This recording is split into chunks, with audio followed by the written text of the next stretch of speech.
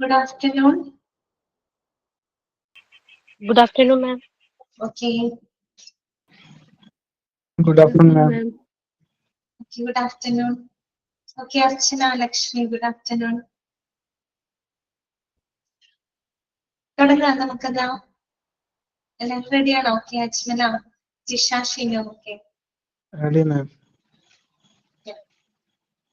ടീച്ച, okay, good afternoon. Anu. അപ്പൊ നമ്മള് കഴിഞ്ഞ ദിവസം നമ്മൾ പഠിച്ചത് മെഡിക്കൽ ഇൻഷുറൻസിന്റെ 2 സ്കീമുകൾ നമ്മൾ പരിചയപ്പെട്ടു അല്ലെ. ഒന്ന് ഏതായിരുന്നു? ESI. Okay, Seema, good afternoon. എന്തായിരുന്നു നമ്മുടെ ESI അല്ലെ? ESIനെ പറ്റി നമ്മൾ ഡീറ്റെയിൽ ആയിട്ട് പഠിച്ചു. പിന്നെ നമ്മൾ പറഞ്ഞത് CGHS പറ്റിയിട്ടാണ് അല്ലെ. ഞാൻ പറഞ്ഞു അത് പഠിക്കുന്ന സമയത്ത് രണ്ടും കമ്പയർ ചെയ്ത് പഠിക്കുന്നു കേട്ടോ. ഓക്കെ, ഇനി നമുക്ക് CGHS കംപ്ലീറ്റ് ആയിട്ടില്ല, കുറച്ചുകൂടെ നമുക്ക് പറയാനുണ്ട്. ഓൺ മ്യൂട്ട് കൊടുത്തു കേട്ടോ. ഓക്കെ, നമുക്ക് ക്ലാസ് തുടങ്ങാം. നമ്മള് CGHS ബെനിഫിറ്റുകൾ എന്തൊക്കെയാണെന്നുള്ളത് കഴിഞ്ഞ ദിവസം നമ്മൾ കണ്ടിരുന്നു. ഓക്കെ, ഇനി നമുക്ക് നോക്കാം what is A CGHS card. എന്താണ് ഒരു CGHS കാർഡ്? കേട്ടോ, നമ്മളിപ്പോ മെഡിസെപ്പ് ഉള്ളവർക്ക് മെഡിസെപ്പിന്റെ ഒരു കാർഡ് കൊടുക്കുന്നുണ്ട്. എന്നതുപോലെ CGHS ഹോൾഡേഴ്സിന് CGHS കാർഡ് കൊടുക്കുന്നുണ്ട്. ആ കാർഡുമായിട്ട് ബന്ധപ്പെട്ട കാര്യങ്ങളാണ് നമ്മൾ പറഞ്ഞിരിക്കുന്നത്. അത് ഇമ്പോർട്ടന്റ് ആണ് കേട്ടോ. ഓക്കെ, നോക്കാം. The government of India provides all CGHS beneficiaries and their dependents with a photo ID plastic card called a CGHS card by the government of India. ഒരു ഗവൺമെന്റ് ഓഫ് ഇന്ത്യ പറഞ്ഞാൽ മതി. Okay, അതായത് നമ്മുടെ government of India ഉണ്ടല്ലോ, അത് CGHS card ഹോൾഡേഴ്സിനായിട്ട് CGHS ബെനിഫിഷ്യറീസിനായിട്ട് നമ്മൾ കഴിഞ്ഞ ദിവസം പറഞ്ഞു. CGHSന്റെ ബെനിഫിഷ്യറീസ് ആരൊക്കെയാണെന്നൊക്കെ നമ്മൾ കണ്ടു. നമുക്കറിയാം സെൻട്രൽ ഗവൺമെന്റ് എംപ്ലോയീസും അവരുടെ ഫാമിലീസിനും അതുപോലെ അതിന് പെൻഷൻ ആയിട്ടുള്ള ആളുകൾക്കും ഒക്കെയാണ് CGHSന്റെ ആ ഒരു കവറേജ് ലഭിക്കുന്നത്. അവരാണ് CGHS ബെനിഫിഷ്യറീസ് എന്ന് പറയുന്നത് അല്ലെ. അപ്പോ അവർക്കായിട്ട് ഒരു ഫോട്ടോ ID അവർക്ക് കൊടുക്കുന്നുണ്ട്. അവരുടെ ഫോട്ടോ ഫിക്സ് ചെയ്തിട്ടുള്ള ഒരു ID കാർഡ് ഉണ്ട്. അതാണ് CGHS കാർഡ് എന്ന് പറയുന്നത്. അത് ഇഷ്യൂ ചെയ്യുന്നത് ഗവൺമെന്റ് ഓഫ് ഇന്ത്യ ആണ്. It contains a unique beneficiary identity number which an individual must show to CGHS facilities at any point. Okay, അപ്പൊ അതിനകത്ത് ഒരു യുണീക്ക് ആയിട്ടുള്ളൊരു ID നമ്പർ ഉണ്ടായിരിക്കും കേട്ടോ. ഒരു ഐഡന്റിറ്റി, നമ്മുടെ ആധാർ കാർഡിനൊക്കെ ഒരു ഐഡന്റിറ്റി നമ്പർ പോലെ തന്നെ CGHSനും എന്തുണ്ട്, ഒരു യുണീക്ക് ആയിട്ടുള്ള ഐഡന്റിറ്റി നമ്പർ ഉണ്ട്. ഏതൊരു CGHS ഫെസിലിറ്റീസിലേക്ക് അവർ പോകുന്ന സമയത്ത് ഈ ഒരു കാർഡ് അവർക്ക് ഉപയോഗിക്കാവുന്നതാണ് കേട്ടോ. ഈ കാർഡിനെ പറ്റി പറയുന്നത് എന്താന്ന് വെച്ചാല്, this card is white with a vary coloured stripe at the top that represent the card holders status. ഈ കാർഡ് എന്ന് പറഞ്ഞു കഴിഞ്ഞാൽ ബേസിക്കലി ഒരു വൈറ്റ് കാർഡാണ് കേട്ടോ. ഒരു വൈറ്റ് കളർ കാർഡാണ്. ആ കാർഡിന്റെ മുകളിലായിട്ട് പല സ്ട്രൈപ്പുകൾ ഉണ്ട്, പല കളേർഡ് ആയിട്ടുള്ള സ്ട്രൈപ്പുകൾ ഉണ്ട്. At the top that represent the card holder status. അത് റെപ്രസെന്റ് ചെയ്യുന്നത് ഒരു കാർഡ് ഹോൾഡറിന്റെ സ്റ്റാറ്റസ് ആണ് കേട്ടോ. അവിടെ നിന്ന് ക്വസ്റ്റ്യൻ വരും. ഓക്കെ, ഈ കാർഡ് ബേസിക്കലി ഒരു വൈറ്റ് കളർ കാർഡാണ്. ആ കാർഡിന്റെ മുകളിലായിട്ട് ആ കാർഡ് ഹോൾഡറിന്റെ സ്റ്റാറ്റസിനെ കാണിക്കുന്ന വിവിധ കളേഴ്സിലുള്ള സ്ട്രൈപ്പുകൾ കാണാനായിട്ട് പറ്റും. അപ്പൊ ഓരോ സ്ട്രൈപ്പിന്റെ കളറും ഏത് കാർഡ് ഹോൾഡറിനെയാണ് അത് എന്താണ് റെപ്രസെന്റ് ചെയ്യുന്നതെന്നുള്ളത് നോക്കുക. അപ്പൊ ആ കളർ ഉണ്ടല്ലോ, സ്ട്രിപ്പിന്റെ കളർ എന്ന് പറയുമ്പോൾ അത് റെപ്രസെന്റ് ചെയ്യുന്നത് കാർഡ് ഹോൾഡർ സ്റ്റാറ്റസ് ആണ്. Okay, so the strip can be any of the following colours. ഇത് പഠിച്ചു വെക്കുന്നു കേട്ടോ. അപ്പൊ ഈ കളർ തന്നിട്ട് നിങ്ങളോട് ചോദിക്കേണ്ട ആരെയാണ് റെപ്രസെന്റ് ചെയ്യുന്നത് എന്ന് ചോദിക്കാം. സോ 4 കളർ മാത്രമേ പഠിക്കാനുള്ളൂ. ഒന്ന് യെല്ലോ കളറാണ് കേട്ടോ. യെല്ലോ കളറുടെ സ്ട്രൈപ്പ് ഉള്ള ഒരു കാർഡ് ആണെങ്കിൽ അത് ആരെയാണ് റെപ്രസെന്റ് ചെയ്യുന്നത്? നോക്കി, A journalist of N autonomous കമ്പനിയാണ് കേട്ടോ. അതായത് സ്വയം ഭരണാധികാരമുള്ള ഓട്ടോണോമസ് കമ്പനി, അവിടെയൊക്കെ വർക്ക് ചെയ്യുന്ന ജേർണലിസ്റ്റുകളെയാണ് യെല്ലോ കളർ എന്ത് ചെയ്യുന്നത്, റെപ്രസെന്റ് ചെയ്യുന്നത് കേട്ടോ. അപ്പൊ യെല്ലോ കണ്ടാൽ ആരാണ്? ജേർണലിസ്റ്റ് ആണ് കേട്ടോ. Journalist of the autonomous company. അടുത്തത് ബ്ലൂ കളർ ആരെയാണ് റെപ്രസെന്റ് ചെയ്യുന്നത്? നോക്കിയേ, എ സെർവിംഗ് ഗവൺമെന്റ് എംപ്ലോയി ആണ്. നിലവിലുള്ള ഗവൺമെന്റ് എംപ്ലോയിക്ക്, അതായത് സെൻട്രൽ ഗവൺമെന്റ് എംപ്ലോയിനെ റെപ്രസെന്റ് ചെയ്യുന്നത് ഏത് കളറാണ്? ബ്ലൂ കളറാണ് കേട്ടോ. ഓക്കെ, ദെൻ റെഡ് ഏതാണെന്ന് അറിയോ? ആരെ റെപ്രസെന്റ് ചെയ്യുന്നത്? മെമ്പർ ഓഫ് ദ പാർലമെന്റ് കേട്ടോ. പാർലമെന്റ് അംഗത്തിനെയാണ് റെപ്രസെന്റ് ചെയ്യുന്നത്. നമുക്ക് നിങ്ങള് പാർലമെന്റ്, നമ്മുടെ ലോക്സഭ, രാജ്യസഭ, അതിനകത്ത് രാജ്യസഭയുടെയാന്ന് തോന്നുന്നു. അതിന്റെ ആ ഒരു ഫ്ലോറിലെ കളർ നിങ്ങൾ ശ്രദ്ധിച്ചിട്ടുണ്ടോ? റെഡ് കളറാണ് കേട്ടോ. രാജ്യസഭയുടെയാന്ന് തോന്നുന്നു. ഓക്കെ, റെഡ് കളറാണ് കേട്ടോ. അപ്പോ അങ്ങനെയൊക്കെ ഒന്ന് ചിന്തിക്കാം. ഓക്കെ, അത് മാറിപ്പോകാതിരിക്കാൻ വേണ്ടിയിട്ടാണ്. അപ്പൊ റെഡ് കളർ എന്താണ്? മെമ്പർ ഓഫ് പാർലമെന്റിനെയാണ് റെപ്രസെന്റ് ചെയ്യുന്നത് കേട്ടോ. ഗ്രീൻ കളർ ആണെങ്കിലോ, ഗ്രീൻ കളർ റെപ്രസെന്റ് ചെയ്യുന്നത് ആരൊക്കെയാണ് നോക്കിയേ? ഈ പെൻഷനർ. ഓക്കെ, പെൻഷനറിന് അതുപോലെ എക്സ് എം പി, അതായത് എക്സ് എം പി പാർലമെന്റ് അംഗമായിരുന്നു, ഇവിടെ അല്ല. ഓക്കെ, എക്സ് എം പി, പിന്നെ റിട്ടയേർഡ് പേഴ്സണൽ, അതുപോലെ തന്നെ ഒരു ഫ്രീഡം ഫൈറ്റർ കേട്ടോ. ഇവരെ എല്ലാവരെയും നമ്മൾ റെപ്രസെന്റ് ചെയ്തത് ഏത് കളർ കൊണ്ടാണ്? ഗ്രീൻ കളറാണ് കേട്ടോ. ഇതൊക്കെയാണ് പെൻഷനർ, എക്സ് എം പി, പിന്നെ റിട്ടയേർഡ് പേഴ്സണൽ, അതുപോലെ തന്നെ ഫ്രീഡം ഫൈറ്റേഴ്സ് കേട്ടോ. അവരൊക്കെ നമ്മൾ റെപ്രസെന്റ് ചെയ്യുന്നത് ഏത് കളറാണ്? ഗ്രീൻ കളർ ആണ് കേട്ടോ. ഓക്കെ, CGHS അപ്പൊ ഇത്രയും മനസ്സിലായോ നിങ്ങൾക്ക്? ഓക്കെ, ഞാൻ അതിന്റെ പിക്ചർ കാണിക്കാം കേട്ടോ. കണ്ടോ? നിങ്ങൾ ആ പിക്ചർ കാണുന്നുണ്ടോ? ശ്രദ്ധിച്ചോ? കാണുന്നുണ്ടോ? ഓക്കെ, ഇതാണ് CGHS കാർഡ്. നമ്മൾ ഈ പറഞ്ഞ എല്ലാ കളേഴ്സും അവിടെ ഉണ്ട് കണ്ടോ. ബേസിക്കലി കാർഡ് എന്താണ്? വൈറ്റ് കളർ കാർഡാണ് അല്ലെ. അതിന്റെ മുകളിലായിട്ട് ഓരോ കളേർഡ് സ്ട്രൈപ്പ് കാണും. ഇത് ബ്ലൂ ആണ്, ഇത് റെഡ് ആണ്, യെല്ലോ, ഗ്രീൻ കണ്ടോ. ബ്ലൂ കളർ ആരാണെന്ന് നമ്മൾ പറഞ്ഞത്? ബ്ലൂ കളർ എന്താണ്? Serving government employee. Red colour എന്താണെന്ന് പറഞ്ഞത്? മെമ്പർ ഓഫ് പാർലമെന്റ് അല്ലെ. യെല്ലോ കളർ എന്തായിരുന്നു റെപ്രസെന്റ് ചെയ്യുന്നത്? ജേർണലിസ്റ്റ് അല്ലെ, journalist of the autonomous company. Green colour ആരെയാണ് റെപ്രസെന്റ് ചെയ്യുന്നത്? നമ്മൾ പറഞ്ഞു pensioner, retired personal, X M P, അതുപോലെ ഫ്രീഡം ഫൈറ്റർ അല്ലെ, സർവീസസ് കഴിഞ്ഞ ആൾക്കാരെയാണ് പൊതുവെ റെപ്രസെന്റ് ചെയ്യുന്നത് കേട്ടോ. Green colour. ഓക്കെ, കാർഡ് നിങ്ങളൊന്ന് മനസ്സിൽ വെച്ചേക്ക് കേട്ടോ. ഓക്കെ, ഇപ്പൊ കാർഡിന്റെ സ്ട്രൈപ്പ് കണ്ടാൽ തന്നെ, ആ കളർ കണ്ടു കഴിഞ്ഞാൽ നമുക്ക് അറിയാൻ പറ്റും. ആ കാർഡ് ഹോൾഡറിന്റെ സ്റ്റാറ്റസ് നമുക്ക് അറിയാനായിട്ട് സാധിക്കും. ഓക്കെ, ക്ലിയർ ആണല്ലോ? മനസ്സിലായോ പറഞ്ഞ കാര്യങ്ങള്? ഓക്കെ, ഇനി നോക്കുക കേട്ടോ. The CGHS cards have validity until a beneficiary's retirement date. അതായത് ഈ ഒരു കാർഡിന്റെ ഒരു വാലിഡിറ്റി ഏതുവരെയാണെന്ന് അറിയാം? കാർഡിന്റെ വാലിഡിറ്റി വരുന്നത് അവരുടെ റിട്ടയർമെന്റ് ഡേറ്റ് വരെയാണ്. അത് എന്ന് വിരമിക്കുന്നോ അന്ന് വരെയാണ് അവർക്ക് ആ കാർഡിന് വാലിഡിറ്റി ഉള്ളൂ. അപ്പൊ നമുക്ക് എന്ത് ചെയ്യണം? റിട്ടയർമെന്റിന് ശേഷം അവർക്ക് ആനുകൂല്യം കിട്ടണം. അല്ലെങ്കിൽ എന്ത് വേണം? അത് എക്സ്പയർ ചെയ്യുന്നതിന് മുൻപായിട്ട് അത് റിന്യൂ ചെയ്യാനുള്ള എല്ലാ എന്താണ് പ്രൊസീജിയേഴ്സുകൾ അവർ ചെയ്യണം. ഇത്രയേ ഉള്ളൂ കേട്ടോ. To extend its validity post retirement, one must make his or her contribution a year before the completion. കണ്ടോ? അതായത് റിട്ടയർമെന്റ് ഡേറ്റ് വരെയാണ് CGHS കാർഡിന് വാലിഡിറ്റി ഉള്ളത്. അപ്പൊ ഇവർ റിട്ടയർ ചെയ്തതിന് ശേഷം ഇവർക്ക് ആ CGHSന്റെ ബെനിഫിറ്റ് ലഭിക്കണമെങ്കിൽ ഇവർ റിട്ടയർ ആവുന്നതിന് കൃത്യം 1 വർഷം മുൻപേ തന്നെ അത് റിന്യൂ ചെയ്യുന്നതിനുള്ള എല്ലാവിധ പ്രൊസീജിയറുകളും അവർ എടുത്തിരിക്കണം. ഓക്കെ, അതായത് അതിനോട് അടുത്ത സമയങ്ങളിൽ അതിൽ എടുക്കേണ്ടത് ഇത് പറയുന്നത് A year before the completion ആണ്. ഇന്ന് കംപ്ലീറ്റ് ആവുന്ന അതിന് കൃത്യം 1 വർഷം മുൻപായിട്ട് തന്നെ അവരത് റിന്യൂ ചെയ്യുന്നതിനുള്ള എല്ലാവിധ പ്രൊസീജിയറുകളും എടുത്തിരിക്കണം. ഓക്കെ, ഇതോടുകൂടി CGHS നമ്മുടെ അവസാനിക്കുകയാണ് കേട്ടോ. CGHS സ്കീം നമ്മൾ പഠിച്ചു കഴിഞ്ഞു. ഓക്കെ, അത് 2 സ്കീം ഓക്കെ ആണ് നിങ്ങൾക്ക്? ESI ഓക്കെ ആണ്, CGHS ഒക്കെ ഓക്കെ അല്ലേ? ഓക്കെ, അങ്ങനെയാണെങ്കിൽ നമുക്ക് ഇനി ഒരു സ്കീമും കൂടെ നമുക്ക് പഠിക്കാനായിട്ടുണ്ട്. ഇതാണെന്നറിയോ? RSBY സ്കീമാണ് കേട്ടോ. രാഷ്ട്രീയ സ്വാസ്ഥ്യ ബീമാ യോജന. എല്ലാത്തിന്റെ ഫുൾ ഫോം ആദ്യം പഠിച്ചു വെക്കാം കേട്ടോ. RSBYയുടെ ഫുൾ ഫോം എന്താണ്? രാഷ്ട്രീയ സ്വാസ്ഥ്യ ബീമാ യോജന കേട്ടോ. സ്വാസ്ഥ്യ എന്ന് പറഞ്ഞൊരു ഹിന്ദി വാക്കാണ്. അതിന്റെ അർത്ഥം ഹെൽത്ത് എന്നാണ് കേട്ടോ. ഓക്കെ, നോക്കാം. രാഷ്ട്രീയ Swasthya Bima Yojana is A health insurance policy introduced on 1st April 2008. Underline ചെയ്ത് വെച്ചേ. ഏത് വർഷം, ഏത് തീയതിയിലാണ്?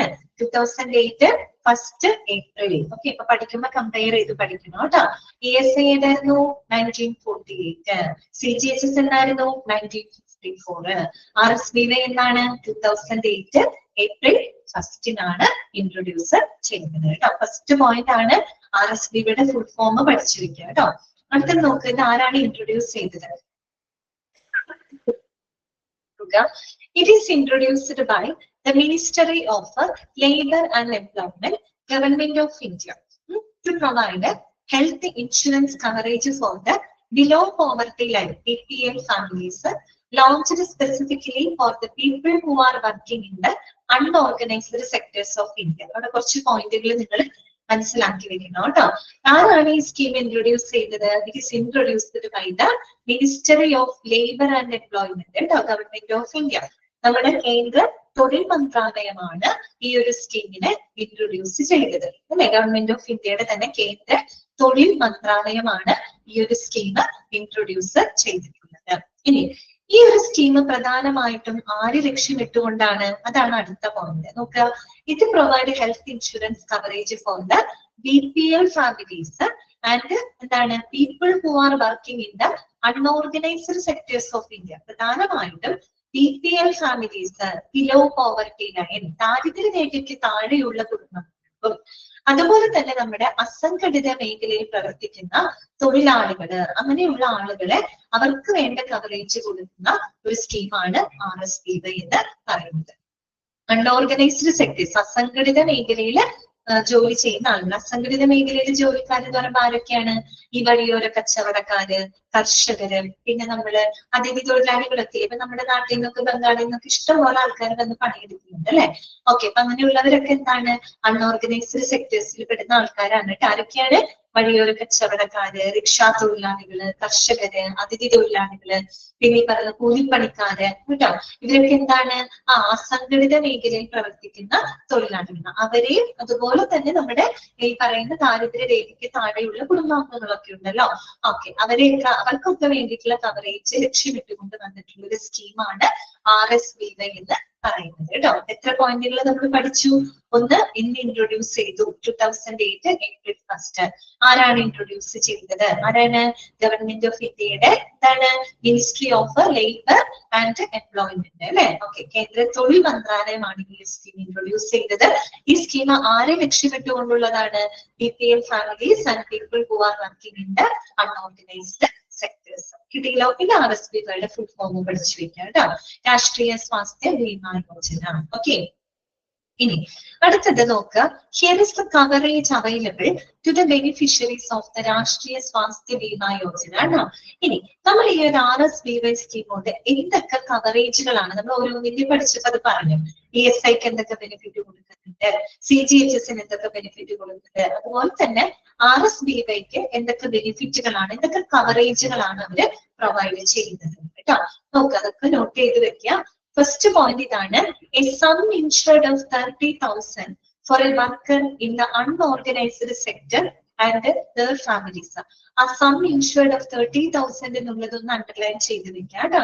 അതായത് നമ്മൾ ഈ പറയുന്ന അൺഓർഗനൈസ്ഡ് സെക്ടേഴ്സിൽ അവിടെ വർക്ക് ചെയ്യുന്ന ആളുകൾക്കും അവരുടെ കുടുംബാംഗങ്ങൾക്കും 30,000 രൂപ, അതൊരു ഫിക്സഡ് എമൗണ്ട് ആണ് കേട്ടോ. അതുകൊണ്ടാണ് അണ്ടർലൈൻ ചെയ്യാൻ പറഞ്ഞത്. A sum insured of 30,000 rupees ആണ് കേട്ടോ. 30,000 രൂപയാണ് അവർക്ക് എന്ത് കൊടുക്കുന്നത്?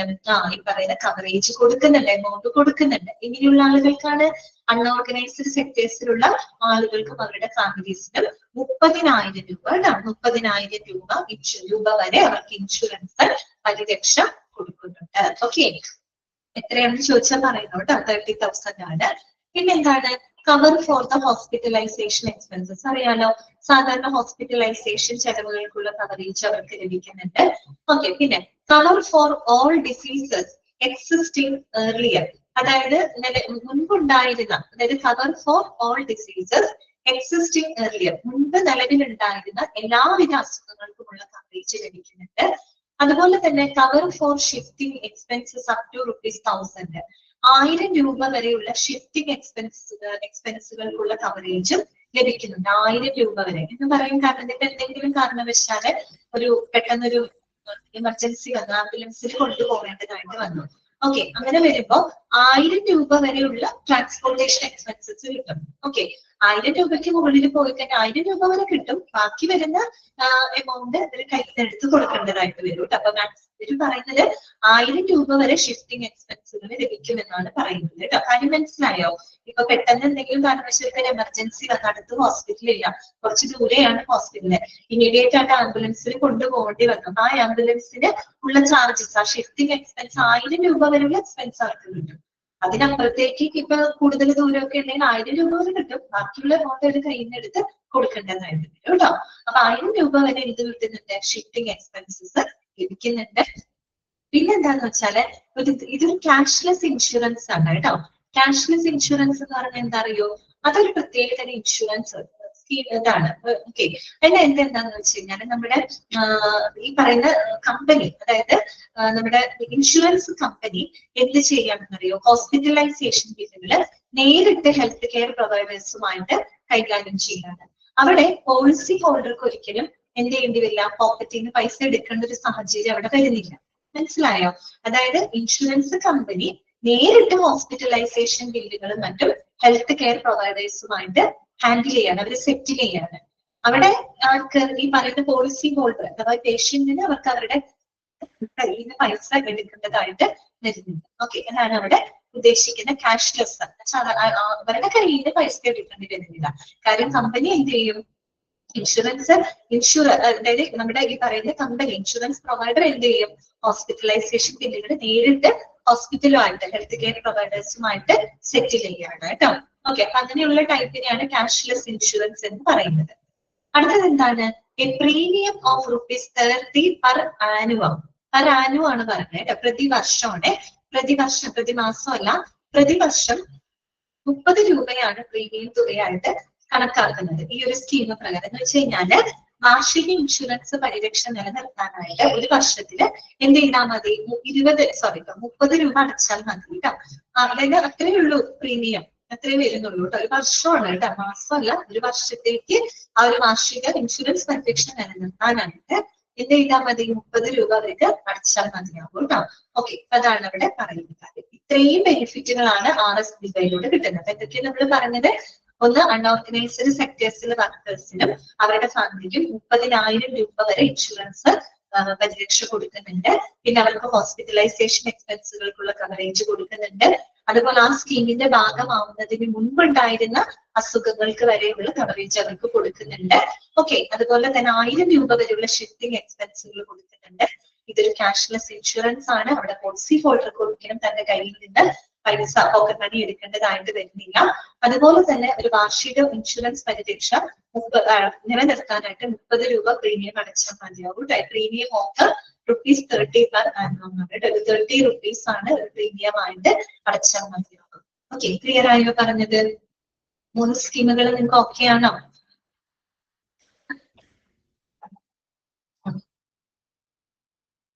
അപ്പോ നിങ്ങൾ ഇത് പഠിക്കുമ്പോൾ കമ്പയർ ചെയ്ത് പഠിക്കണം കേട്ടോ.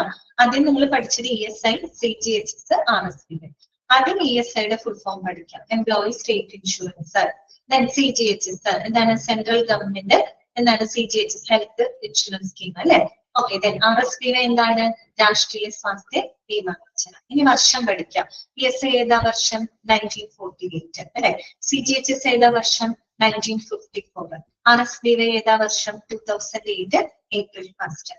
ഓക്കെ, ഇനി ESIയുടെ ബെനിഫിറ്റ്സ് പ്രധാനമായിട്ട് നമ്മൾ ആരെ ഫോക്കസ് ചെയ്തുകൊണ്ടാണ്, ഫാക്ടറി വർക്കേഴ്സിനെയാണ് അല്ലെ. ഫാക്ടറി തൊഴിലാളികളെ ലക്ഷ്യമിട്ടുകൊണ്ടുള്ള ഒരു സ്കീമാണ്. CGHS എന്താണ്, central government employees and pensioners അല്ലെ. RSB ആർക്കാണ്, BPL families and people who work in the unorganised sectors. അത്രയും പോയിന്റുകൾ നിങ്ങൾക്ക് കിട്ടിയില്ലേ? പിന്നെ ബാക്കിയുള്ളത് നിങ്ങൾ അല്ലാതെ പഠിക്കുക കേട്ടോ. അതിന്റെ ബെനിഫിറ്റുകളും കാര്യങ്ങളും ഒക്കെ നോക്കാം. പിന്നെ ESIയുടെ ഒരു പ്രത്യേകത എന്താണെന്നറിയോ, മറ്റുള്ളതിനൊരു വ്യത്യാസമുണ്ട് ESIക്ക്. എന്താണെന്നറിയോ, ESIയിലെ എംപ്ലോയറും എംപ്ലോയിയും ഒരുപോലെ പ്രീമിയം ഷെയർ ചെയ്യുന്നുണ്ട്. ഓക്കെ, പക്ഷെ CGHSൽ അങ്ങനെയല്ല. അവിടെ എംപ്ലോയി ഷെയർ ചെയ്യേണ്ട ആവശ്യമില്ല, ഗവൺമെന്റ് അവർക്ക് പ്രൊവൈഡ് ചെയ്യുന്നതാണ് കേട്ടോ. ഗവൺമെന്റ് എന്ത് ചെയ്യുന്നതാണ്, അവർക്ക് പ്രൊവൈഡ് ചെയ്യുന്നതാണ് CGHSഉം അതുപോലെ തന്നെ RSB എന്ന് പറയുന്നത്. അതിൽ രണ്ടിനും എന്ത് ചെയ്യുന്നില്ല, എംപ്ലോയിയും രണ്ടു കൂട്ടരും കൂടെ ഷെയർ ചെയ്യുന്ന പരിപാടി അതിനെന്തില്ല. ESI അങ്ങനെയുണ്ട്. പക്ഷേ കേട്ടോ, എംപ്ലോയും എന്ത് ചെയ്യുന്നുണ്ട്, ഒരുപോലെ പ്രീമിയം ഷെയർ ചെയ്യുന്നുണ്ട്. പിന്നെ ഓരോന്നിന്റെ ബെനിഫിറ്റുകൾ നമ്മൾ പഠിച്ചു അല്ലെ. ESIയുടെ ബെനിഫിറ്റുകൾ നമ്മൾ പഠിച്ചു.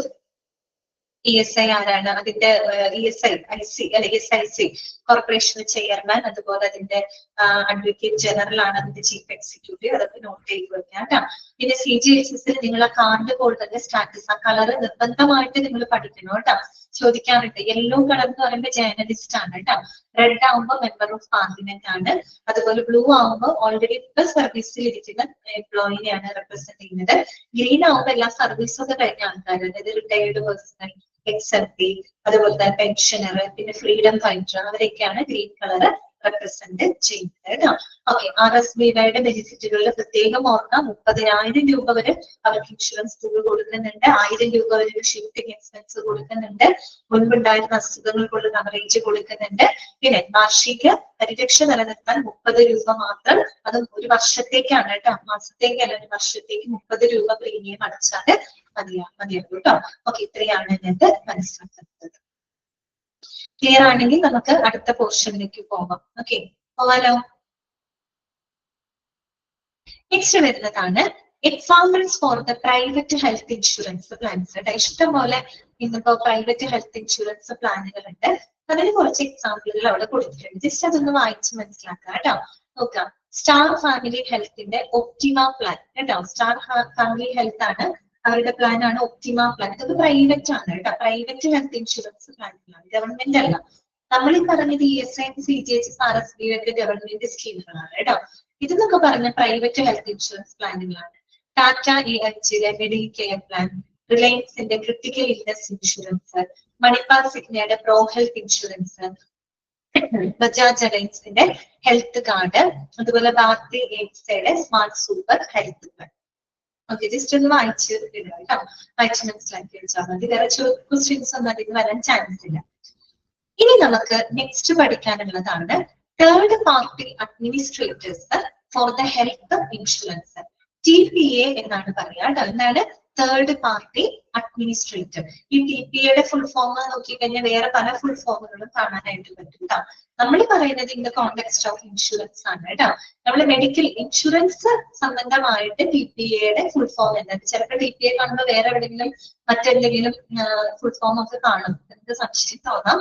അങ്ങനെ ചിന്തിക്കരുത്. ഇൻഷുറൻസ് കോണ്ടെക്സ്റ്റില് TPA എന്ന് പറയുന്നത് അതിന്റെ ഫുൾ ഫോം ഇതാണ്, തേർഡ് പാർട്ടി അഡ്മിനിസ്ട്രേറ്റർ. ഫസ്റ്റ് പഠിച്ചു വെക്കാം കേട്ടോ, തേർഡ് പാർട്ടി അഡ്മിനിസ്ട്രേറ്റർ. ഇനി എന്താണ് ഈ തേർഡ് പാർട്ടി അഡ്മിനിസ്ട്രേറ്റർ എന്ന് പറഞ്ഞാല്? അത് ഇത്രയേ ഉള്ളൂ. അതായത് ഒരു ഇൻഷുറൻസ് കമ്പനീനെ റെപ്രസെന്റ് ചെയ്തത്, ശ്രദ്ധിച്ച് കേൾക്കാം കേട്ടോ. എന്താണ് TPA എന്ന് പറഞ്ഞാല്? ഒരു ഇൻഷുറൻസ് കമ്പനീനെ റെപ്രസെന്റ് ചെയ്ത് പ്രതിനിധീകരിച്ച് ഈ പറയുന്ന ആരോഗ്യ ഇൻഷുറൻസ് ക്ലെയിമുകൾ കൈകാര്യം ചെയ്യുകയും നിയന്ത്രിക്കുകയും ചെയ്യുന്ന ഒരു ഏജൻസി അല്ലെങ്കിൽ ഒരു ഓർഗനൈസേഷൻ, അതും അല്ലെങ്കിൽ ഒരു എസ്റ്റാബ്ലിഷ്മെന്റ്, അതിനെയാണ് നമ്മൾ തേർഡ് പാർട്ടി അഡ്മിനിസ്ട്രേറ്റർ എന്ന് പറയുന്നത്. പെട്ടെന്ന് തേർഡ് പാർട്ടി അഡ്മിനിസ്ട്രേറ്റർ എന്നൊക്കെ കേൾക്കുമ്പോൾ നിങ്ങൾ വിചാരിച്ചത് ഒരു വ്യക്തിയാണോ? അഡ്മിനിസ്ട്രേറ്റർ എന്നൊക്കെ പറയുന്നത് ഇതൊരു ഹ്യൂമൻ ബീങ് ആണോ? അങ്ങനെയൊക്കെ ചിലപ്പോൾ നിങ്ങൾ ചിന്തിച്ചേക്കാം. അങ്ങനെയല്ല, ഇതൊരു ഓർഗനൈസേഷൻ ആണ്, അല്ലെങ്കിൽ ഒരു ഏജൻസി ആണ് കേട്ടോ, അല്ലെങ്കിൽ നമുക്ക് എന്താ പറയുക, ഒരു ബിസിനസ് ആണ്, അങ്ങനെയൊക്കെ നമുക്ക് പറയാം കേട്ടോ. അപ്പൊ എന്താണ്? ഒരു ഇൻഷുറൻസ് കമ്പനീനെ റെപ്രസെന്റ് ചെയ്തുകൊണ്ട്, പ്രതിനിധീകരിച്ചുകൊണ്ട് ഈ പറയുന്ന ആരോഗ്യ ഇൻഷുറൻസ് ക്ലെയിമുകൾ കൈകാര്യം ചെയ്യുകയും നിയന്ത്രിക്കുകയും ചെയ്യുന്ന ഒരു ഏജൻസി അല്ലെങ്കിൽ ഒരു ഓർഗനൈസേഷൻ, അതിനെയാണ് നമ്മൾ തേർഡ് പാർട്ടി അഡ്മിനിസ്ട്രേറ്റർ എന്ന് പറയുന്നത് കേട്ടോ. ഓക്കെ, അപ്പൊ നമുക്ക് വായിക്കാം. TPA or third party administrator is a company or agency or organization that holds a license from Insurance Regulatory Development Authority, IRDA. ആദ്യത്തെ പോയിന്റ് ആണ് കേട്ടോ. ആദ്യം നിങ്ങൾ പഠിക്കും, TPAയുടെ ഫുൾ ഫോം പഠിക്കാം. Second point, it is A licensed agency ആണ് കേട്ടോ. ഇതൊരു കമ്പനിയാണ് അല്ലെങ്കിൽ ഒരു ഏജൻസിയാണ്, ഓർഗനൈസേഷൻ ആണ്, ഒരു വ്യക്തിയെ അല്ല അവിടെ റെപ്രസെന്റ് ചെയ്യുന്നത്. ഇതൊരു കമ്പനി അല്ലെങ്കിൽ ഒരു ഏജൻസി അല്ലെങ്കിൽ ഒരു ഓർഗനൈസേഷൻ എന്ന് പറയാം. It is A licensed agency from the IRDA. IRDA നമ്മൾ പഠിച്ചതാണ്, insurance regulatory development authority of India, അല്ലെ, പഠിച്ചതാണ്. അപ്പൊ IRDA ലൈസൻസ്ഡ് ആയിട്ടുള്ള ഒരു ഏജൻസിയാണ്. ഇനി to process the claims in addition to providing cashless facilities as an outsourcing entity of a health insurance company. കണ്ടോ, ഒരു ഹെൽത്ത് ഇൻഷുറൻസ് കമ്പനിയുടെ റെപ്രസെന്റേറ്റീവ് ആയിട്ടാണ്. അതുകൊണ്ടാണ് അവർ പറഞ്ഞത് എന്താണ്, ഔട്ട്സോഴ്സിംഗ് എൻറ്റൈറ്റി ആയിട്ട്. ദാറ്റ് മീൻസ് ഒരു കമ്പനീനെ, ഒരു ഇൻഷുറൻസ് കമ്പനീനെ റെപ്രസെന്റ് ചെയ്തുകൊണ്ട് പ്രവർത്തിക്കുന്ന ഒരു ഏജൻസിയാണ്. അവര് ഈ പറയുന്ന പോലെ ക്യാഷ്ലെസ് ഫെസിലിറ്റികൾക്ക് പുറമെ ആരോഗ്യ ഇൻഷുറൻസ് ക്ലെയിമുകളൊക്കെ കൈകാര്യം ചെയ്യുന്നതും ക്യാഷ്ലെസ് ഫെസിലിറ്റികൾ കൊടുക്കുന്നുണ്ട്. And they act as an outsourcing എൻറ്റൈറ്റി or representative of A insurance കമ്പനിയുടെ റെപ്രസെന്റേറ്റീവ് ആയിട്ടാണ് അവർ പ്രവർത്തിക്കുന്നത്. ഓക്കെ, പിന്നെന്താണ്, and selection of high quality hospitals for the insurance companies. അത് മാത്രമല്ല, ഇൻഷുറൻസ് കമ്പനികൾക്കായിട്ട് ഈ പറഞ്ഞ എലിജിബിൾ ആയിട്ടുള്ള ഹൈ ക്വാളിറ്റി ഹോസ്പിറ്റലുകളൊക്കെ തെരഞ്ഞെടുക്കുന്നതും ആര് തന്നെയാണ്? നമ്മൾ ഈ പറയുന്ന തേർഡ് പാർട്ടി അഡ്മിനിസ്ട്രേറ്റർ ആണ്. ഓക്കെ, കിട്ടിയ പോയിന്റുകള്? അപ്പൊ അതെന്താണ് നമ്മൾ പറഞ്ഞത്? TPA full form, third party administrator. ഇതെന്താന്നാ നമ്മൾ പറഞ്ഞത്? ഇതൊരു കമ്പനിയാണ്, അല്ലെങ്കിൽ ഇതൊരു ഓർഗനൈസേഷൻ ആണ്, അല്ലെങ്കിൽ ഇതൊരു ഏജൻസി ആണ്. എന്താണ് അവരുടെ ഉദ്ദേശം? എന്താണ്? ഒരു കമ്പനീനെ, ഇൻഷുറൻസ് കമ്പനീനെ റെപ്രസെന്റ് ചെയ്ത് ആരോഗ്യ ഇൻഷുറൻസ് ക്ലെയിമുകൾ കൈകാര്യം ചെയ്യാം, ക്യാഷ്ലെസ് ഫെസിലിറ്റികൾ പ്രൊവൈഡ് ചെയ്യാം. അതുപോലെ തന്നെ ഈ പറയുന്ന ഇൻഷുറൻസ് കമ്പനികൾക്കായിട്ട് ഹൈ ക്വാളിറ്റി ഉള്ള ഹോസ്പിറ്റലുകളെ സെലക്ട് ചെയ്യുക. ഇതൊക്കെയാണ് ഇവരുടെ പർപ്പസ് എന്ന് പറയുന്നത് കേട്ടോ. ഓക്കെ, പിന്നെ ഇതെന്ന് പറയുമ്പോൾ ലൈസൻസ്ഡ് ഏജൻസിയാണ് from IRDA, insurance regulatory development authority of ഇന്ത്യയുടെ ലൈസൻസ്ഡ് ആയിട്ടുള്ള ഒരു ഏജൻസിയാണ് TPA എന്ന് പറയുന്നത്. ഓക്കെ ആണല്ലോ. ഇനി അടുത്ത കാര്യം പറയാനുള്ളത്, TPA's function as an intermediary between insurance provider and the insured. The stakeholders involved are as follows. ഇനി അടുത്തൊരു പ്രധാനപ്പെട്ട ഒരു കാര്യം എന്താണ്? നമ്മൾ ഈ പറയുന്ന TPA എന്ന് പറയുന്ന, നമ്മൾ പറഞ്ഞ ഇൻഷുറൻസ് കമ്പനീനെ റെപ്രസെന്റ് ചെയ്യുന്നുണ്ട് അല്ലെ? ഓക്കെ, ഇവര് ഈ പറയുന്ന പേഷ്യന്റിനും അതുപോലെ ഹോസ്പിറ്റലിനും പിന്നെ നമ്മുടെ ഇൻഷുറൻസ് കമ്പനിക്കും ഇടയിലായിട്ട് ഒരു ഇന്റർമീഡിയറി ആയിട്ട്, അവർക്കിടയിൽ ഒരു കണക്റ്റിംഗ് ലിങ്ക് ആയിട്ട് പ്രവർത്തിക്കുന്ന ആളാണ് TPA എന്ന് പറയുന്നത്. ക്ലിയർ ആയോ? തേർഡ് പാർട്ടി അഡ്മിനിസ്ട്രേറ്റർ എന്ന് പറയുന്നത് ശരിക്കും എന്താണ്? അവരൊരു ഇന്റർമീഡിയറ്റ് ആയിട്ട് പ്രവർത്തിക്കുന്ന ആൾക്കാരാണ്. ആർക്കിടയിലാണ്? ഈ പറയുന്ന ഹോസ്പിറ്റലിനും അതുപോലെ പേഷ്യന്റിനും ഇതുപോലെ ഇൻഷുറൻസ് പ്രൊവൈഡർ, അതായത് കമ്പനി. ഓക്കെ, കമ്പനിക്കും ഹോസ്പിറ്റലിനും പേഷ്യന്റിനും ഇവർക്കിടയിൽ ഒരു കണക്റ്റിംഗ് ലിങ്ക് ആയിട്ട്, അല്ലെങ്കിൽ ഒരു ഇന്റർമീഡിയറ്റ് ആയിട്ട്, ഒരു ബ്രിഡ്ജ് ആയിട്ട് ആക്ട് ചെയ്യുന്നത് ആരാണ്? അത് ഈ പറയുന്ന TPA ഉണ്ട് കേട്ടോ. ഓക്കെ, അതാണ് ഇവിടെ പറയുന്നത്. It act as an intermediary between insurance provider and insured. The stakeholders involved are as follows. അപ്പൊ ഇതിനകത്ത് വരുന്ന സ്റ്റേക്ക് ഹോൾഡേഴ്സ് മീൻസ് പാർട്ട്നേഴ്സ് ആരൊക്കെയാണ്? ഇൻഷുറൻസ് കമ്പനീനെ എഴുതി ചേർക്കാം കേട്ടോ. അവിടെ കമ്പനീനുണ്ട് കേട്ടോ. ഇൻഷുറൻസ് എന്ന് മാത്രമല്ല, ഇൻഷുറൻസ് കമ്പനി, കമ്പനിക്ക് പിന്നെ health care provider. Health care provider എന്ന് പറഞ്ഞാൽ ആരാണ്? ഹോസ്പിറ്റൽ ആണ് അല്ലെ? പിന്നെ ആരാണ്? Policy holder. പോളിസി ഹോൾഡർ എന്ന് പറഞ്ഞാൽ ആരാണ്?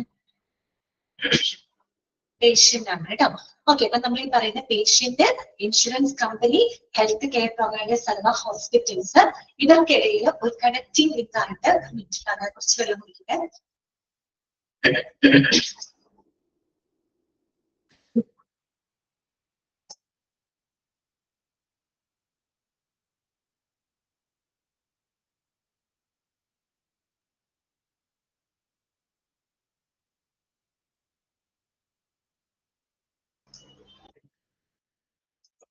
ഓക്കെ, അപ്പൊ ഇവർക്കിടയിൽ ഒരു കണക്റ്റിംഗ് ലിങ്ക് ആയിട്ട് പ്രവർത്തിക്കുന്നത് ആരാണ്?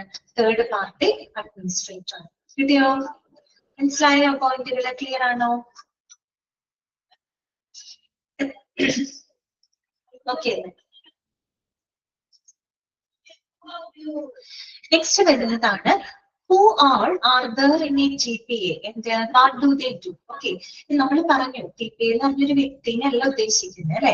അതൊരു കമ്പനിയാണ്, അതൊരു ഓർഗനൈസേഷൻ ആണ്, അത് അല്ലെങ്കിൽ ഒരു ഏജൻസി ആണെന്ന് പറഞ്ഞു അല്ലെ? ഓക്കെ, ആരൊക്കെയാണ് ഈ TPA വരുന്ന അംഗങ്ങൾ? ആരൊക്കെയാണ്? അത് നോട്ട് ചെയ്ത് വെക്കണം കേട്ടോ. നോക്കാം. According to the regulations of IRDA, TPA should have maintained their own in-house medical doctor registered with the Medical Council of India, then hospital managers, legal experts, insurance consultants, information technology professionals, and management consultants. അതായത് IRDA regulations പ്രകാരം ഈ TPA ആരൊക്കെയാണ് members ആയിട്ട് വരുന്നത്? Should have maintained their own in-house medical doctor. അതിനകത്തൊരു doctor ഉണ്ടായിരിക്കും കേട്ടോ. ആ ഒരു TPA എന്ന് പറയുന്ന ഏജൻസിക്കകത്തൊരു മെഡിക്കൽ ഡോക്ടർ ഉണ്ടായിരിക്കും. അദ്ദേഹം എന്ന് പറഞ്ഞാൽ registered with medical council of India കേട്ടോ. മെഡിക്കൽ കൗൺസിൽ ഓഫ് ഇന്ത്യയുടെ രജിസ്റ്റേർഡ് ആയിട്ടുള്ള ഒരു ഡോക്ടർ ഉണ്ടായിരിക്കും. അതുപോലെ തന്നെ ഹോസ്പിറ്റൽ മാനേജേഴ്സ് കേട്ടോ, വിവിധ ഹോസ്പിറ്റലുകളുടെ മാനേജർമാരുണ്ടായിരിക്കും. പിന്നെ ലീഗൽ എക്സ്പേർട്സ് ഉണ്ടായിരിക്കും. പിന്നെ ഇൻഷുറൻസ് കൺസൾട്ടൻസ് ഉണ്ടായിരിക്കും. ഇൻഷുറൻസ് സംബന്ധമായിട്ടുള്ള കാര്യങ്ങളൊക്കെ ഹാൻഡിൽ ചെയ്യുന്ന ഇൻഷുറൻസ് കൺസൾട്ടൻസ് ഉണ്ടായിരിക്കും. പിന്നെ IT പ്രൊഫഷണൽസും മാനേജ്മെന്റ് കൺസൾട്ടൻസും ഉണ്ടായിരിക്കും. ഇത്ര പേരൊക്കെയാണ്. ആരൊക്കെയാണ് നമ്മൾ പറഞ്ഞത്? ഒരു ഡോക്ടർ ഉണ്ടായിരിക്കും അല്ലെ? ഓക്കെ, ഒരു മെഡിക്കൽ ഡോക്ടർ ഉണ്ടായിരിക്കും അതിനകത്ത്. പിന്നെ ഈ പറയുന്ന പോലെ ഒരു ഹോസ്പിറ്റൽ മാനേജേഴ്സ് ഉണ്ടായിരിക്കും, ലീഗൽ എക്സ്പേർട്സ് ഉണ്ടായിരിക്കും, ഇൻഷുറൻസ് കൺസൾട്ടൻസ് ഉണ്ടായിരിക്കും, IT പ്രൊഫഷണൽസ് ഉണ്ടായിരിക്കും, പിന്നെ മാനേജ്മെന്റ് കൺസൾട്ടൻസും ഇതിലെ അംഗങ്ങളായിരിക്കും. നോട്ട് ചെയ്ത് വെക്കാം കേട്ടോ, ചിലപ്പോൾ നിങ്ങളോട് ചോദിക്കാം താഴെ പറയുന്നതിൽ DPA ഉൾപ്പെടുന്നവർ ആരൊക്കെയാണ്? ഇതൊക്കെ നിങ്ങളുടെ മനസ്സിലുണ്ടാവണം കേട്ടോ. ഇനി അടുത്തത് എന്താണ്? ദ ടീം ഓഫ്, ഇനി എന്റെ ഉദ്ദേശം എന്താണ്? DPA എങ്ങനെയാണ് അത് പ്രവർത്തിക്കുന്നത് കേട്ടോ. നോക്കാം. The team of these professionals liaison with the customers for streamlining the claim process and make sure that there are no false claims and also limit unwanted treatment, thus enhancing the quality of services, which eventually leads to lower insurance premium. Okay, അപ്പൊ നമുക്ക് മനസ്സിലായോ? എല്ലാ പ്രൊഫഷണൽസും ഇതിനകത്ത് members ആണ് അല്ലെ. Doctor ഉണ്ട്, hospital manager ഉണ്ട്, legal experts ഉണ്ട്, ഇൻഷുറൻസിന്റെ കൺസൾട്ടൻസ് ഉണ്ട്, മാനേജ്മെന്റിന്റെ കൺസൾട്ടൻസ് ഉണ്ട്, IT പ്രൊഫഷണൽസ്, എല്ലാവരും അടങ്ങുന്ന ഒരു ടീമാണ് TPA എന്ന് പറയുന്നത് അല്ലെ. അപ്പൊ ഈ ഒരു ടീം ഓഫ് പ്രൊഫഷണൽസ് എന്ത് ചെയ്യുന്നുണ്ട്?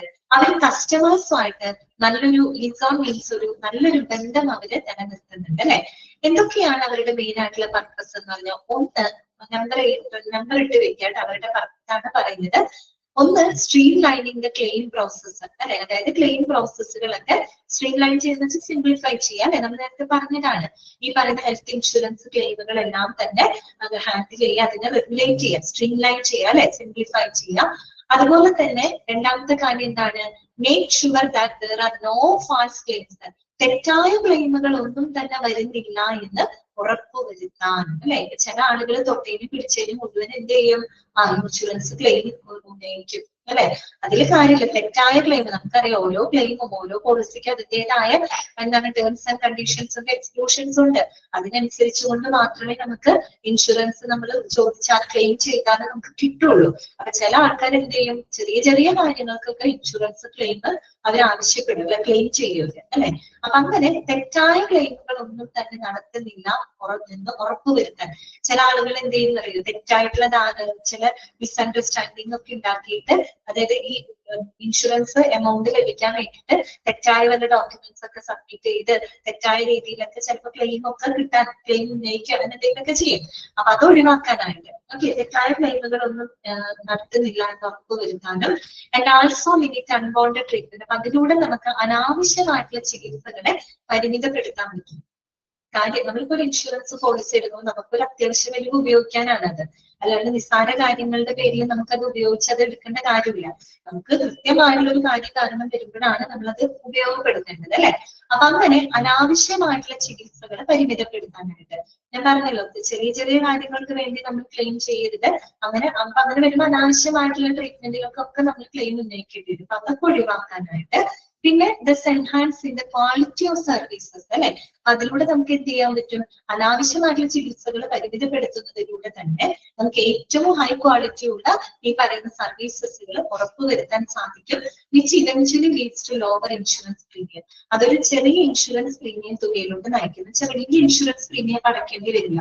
നമ്മൾ കൃത്യമായിട്ടുള്ള അനാവശ്യമായിട്ടുള്ള ട്രീറ്റ്മെന്റുകൾ നമ്മൾ അവോയ്ഡ് ചെയ്യുന്നു, തെറ്റായ ക്ലെയിമുകൾ നമ്മൾ നടത്തുന്നില്ല എന്ന് ഉറപ്പുവരുത്തുന്നതിലൂടെ നമുക്ക് എന്താണ് നമുക്കൊരു മിനിമം ലെവലിൽ അല്ലെങ്കിൽ ഒരു ലോവർ ഇൻഷുറൻസ് പ്രീമിയത്തിന് നമുക്ക് അതിന്റെ കവറേജ് നമുക്ക് ലഭിക്കും അല്ലെ. നമ്മൾ ഒരുപാട് കാര്യങ്ങൾക്ക് നമ്മൾ ഇങ്ങനെ ഉപയോഗപ്പെടുത്തുമ്പോൾ നമുക്ക് നല്ലൊരു തുക കമ്പനി പ്രീമിയം ലഭിക്കും നമ്മളെ. പക്ഷെ നമ്മൾ കാര്യകാരണത്തിന് മാത്രം ഉപയോഗിക്കുകയാണെങ്കിൽ നമുക്ക് വലിയൊരു പ്രീമിയം ചിലപ്പോൾ അടയ്ക്കേണ്ടതായിട്ട് വരില്ല കേട്ടോ. അപ്പൊ ഇത്രയുമാണ് അതിന്റെ അഡ്വാൻറ്റേജസ്. മനസ്സിലായോ? DPA മെയിൻ ആയിട്ടുള്ള അവരങ്ങനെയാണ് ഫംഗ്ഷൻ ചെയ്യുന്നത്. DPA ഫംഗ്ഷൻസ് ആണ് പറഞ്ഞത്. ഇതൊക്കെയാണ് stream lining the claim process stream line ചെയ്യാം. അതുപോലെ make sure there are no false claims അല്ലെ. ഫാൾസ് ക്ലെയിംസ്, തെറ്റായ ക്ലെയിമുകളൊന്നും നടത്തുന്നില്ല എന്ന് ഉറപ്പുവരുത്താം. പിന്നെന്താണ്? ലിമിറ്റ് ദ അൺവാണ്ടഡ് ട്രീറ്റ്മെന്റ്, അനാവശ്യമായിട്ടുള്ള ചികിത്സകൾ ലിമിറ്റ് ചെയ്യാം. പിന്നെന്താണ്? Thus enhancing the quality of the services, അതിലൂടെ സർവീസസിന്റെ ക്വാളിറ്റി വർദ്ധിപ്പിക്കാം. ദെൻ എന്താണ്? Ultimately it will leads to the lower premium അല്ലെ, ലോവർ ഇൻഷുറൻസ് പ്രീമിയത്തിലൂടെ അത് നയിക്കും. ഓക്കെ, ഇത്രയുമാണ് അതിന്റെ ആ ഒരു DPA പ്രധാനപ്പെട്ട പർപ്പസ് എന്ന് പറയുന്നത്. ഇനി ഒരു കാര്യം കൂടെ നിങ്ങൾ അറിഞ്ഞിരിക്കാൻ വേണ്ടി പറയാണ്.